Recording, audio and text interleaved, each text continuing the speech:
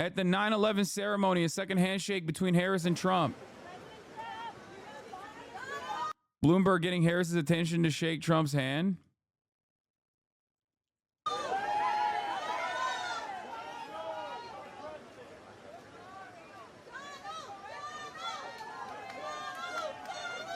Damn, Joe's kind of fucking boss mode, dude. Big boss mode.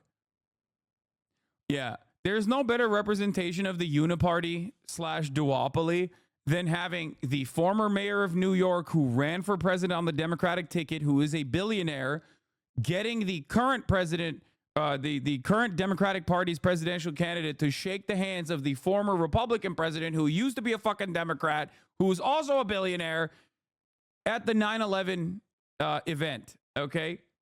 Meanwhile, Joseph Robinette Brandon, he ain't fucking around with that. He's like, no, dog, you're dead to me. As far as how many people saw this debate, the viewership last night was 28% higher than the Trump-Biden debate on the initial main channel viewership, not counting streaming or mirror channels or family viewership. Yes, more people watch this. I don't know what the ratings are, but more people watch this than the previous debate, I'm pretty sure. But that's expected because, like, the race is coming up soon. Normally, this is when the debates start, you know? We had, obviously, 200,000. I think it was like 197 is where it, like, maxed out last night at its peak, which is, you know, an impressive number, I'll say. 192,633 was the peak count last night. Okay, thank you.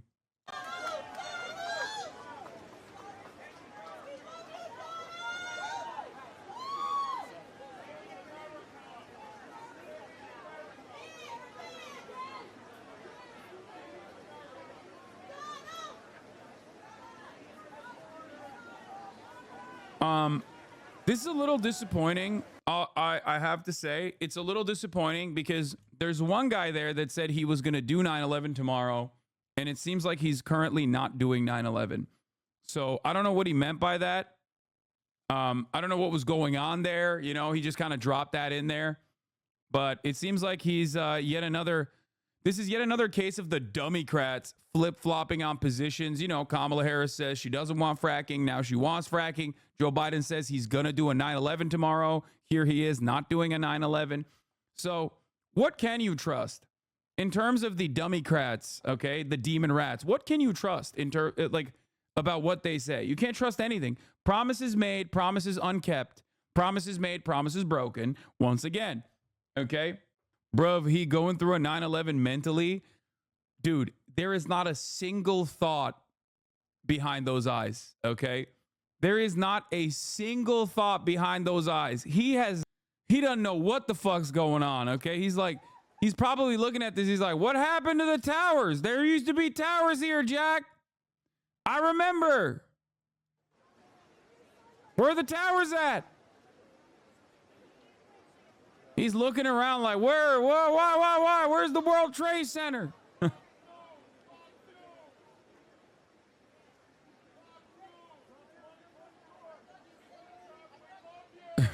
Send this man back to Rehoboth Beach right now, okay?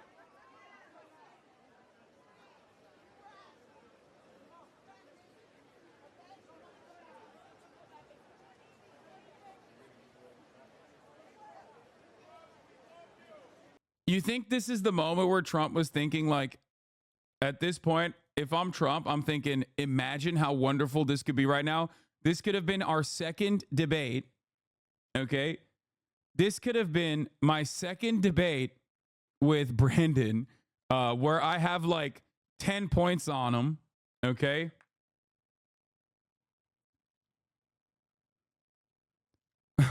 And I would be fucking putting up like Reagan numbers across the board. I'd be running the goddamn table. And yet here we are, where I got absolutely fucking eviscerated last night. Incredible shot. A real will they, won't they type situation. Okay? That's what it is. That's what it is. Anyway, with just 50. Let's get to mainstream media coverage over the debate that we all watched last night. I'm going to give you my thoughts on it. I got a lot of them, and then we'll do some hogwatch. A lot of conservative tears were shed last night. I got to pee real quick. 5 days until the final votes in a race that is in a dead heat. Kamala Harris faced off against Donald Trump. It was the first time the two have ever met in person.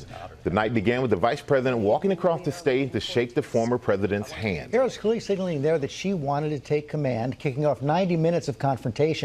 Former President Trump on defense for most of the night. In the first debate, polls say that voters think Harris won.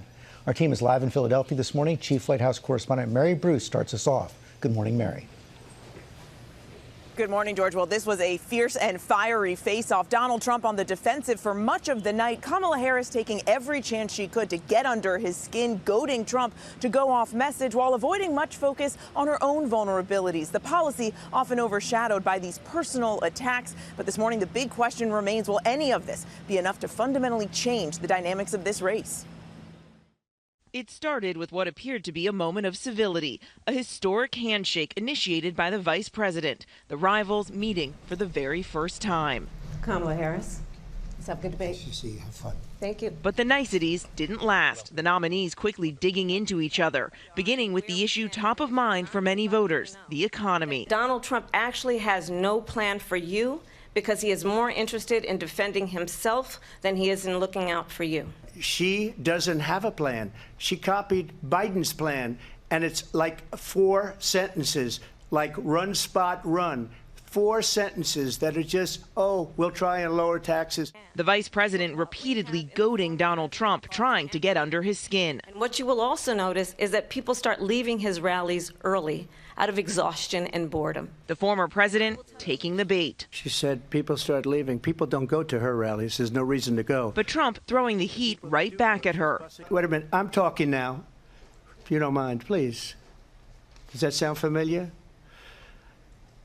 She went out. One of the most contentious exchanges of the night on abortion. Harris trying to capitalize on Democrats' advantage on the issue. One does not have to abandon their faith or deeply held beliefs to agree. The government, and Donald Trump certainly, should not be telling a woman what to do with her body. I have talked with women around our country. You want to talk about this is what people wanted? Pregnant women who want to carry a pregnancy to term, suffering from a miscarriage, being denied care in an emergency room because the healthcare providers are afraid they might go to jail, and she's bleeding out in a car in the parking lot. She didn't want that. But she also dodged when asked if she would support any abortion restrictions. While Trump... Bro, that was like probably one of her peak on direct policy, on like direct attacks against Donald Trump. I mean, so much of last night. Holy fuck, dude. All right, let's get started on it. Okay, sir, permission to live the fuck out? No, because I will tell you exactly what's going on. You not talking about the former VA governor doing post-birth abortions when there's actual video footage of him talking about is crazy? No, dude. The reason why I'm not talking about a fucking doctor describing the gruesome fucking process of a stillbirth baby being carried to fucking a stillbirth baby being carried to term, and the gruesome nature in which like the medical process that has to take place in that circumstance is because I'm not entertaining your fucking mania. Okay? The fuck is wrong with you motherfuckers, dude? Oh, you not talking about the Haitian woman eating a cat is crazy? It's like, no, that wasn't a Haitian woman. That was just a random black woman, okay? During a mental health episode that you assumed was a Haitian woman. Do you see what's going on here? You just fucking think in your mind that things that are not happening, that are completely fucking illegal, are happening all the goddamn time. Okay? Yeah, but they try to place it as fake news. What do you mean? What are you talking about? You don't know what you're talking about. It is fucking fake news, dumbass. That's not a real thing. Neither Haitians are eating fucking cats, okay, and stealing people's pets, nor are they doing post-birth abortions, as in executions. It is illegal, okay? It is. repeated false claims, prompting a fact check from moderator Lindsay Davis. There is no state in this country where it is legal to kill a baby after it's born. And he refused to rule out signing a national abortion ban. On immigration, Trump trying to pin previous chaos at the border on Harris. They're destroying the fabric of our country by what they've done. Harris laying into Trump for urging Republicans to kill the bipartisan border deal. But what we have in the former president is someone who would prefer to run on a problem instead of fixing a problem.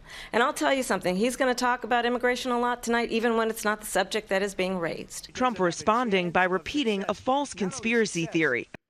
I will say this much. Kamala Harris's weakest moments in terms of like,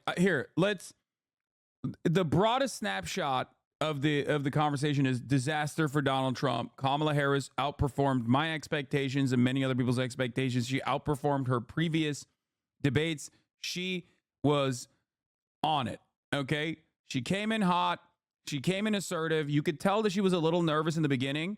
And as time went on, she and her attacks, her like light fucking jabs at Donald Trump ended up paying off massively. She got way more confident. Okay.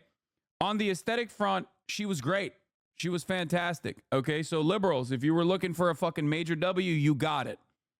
Having said that, there were obviously weak moments as well, and I will get to that in a second. But overall, broad analysis of last night. I tweeted this. I tweeted this last night as well. Okay. But if Kamala Harris's goal was to demonstrate competency, okay, and show the American broader electorate that she is here and she will be a normal leader, okay, something that Joe Biden definitely couldn't do anymore. She did that, okay?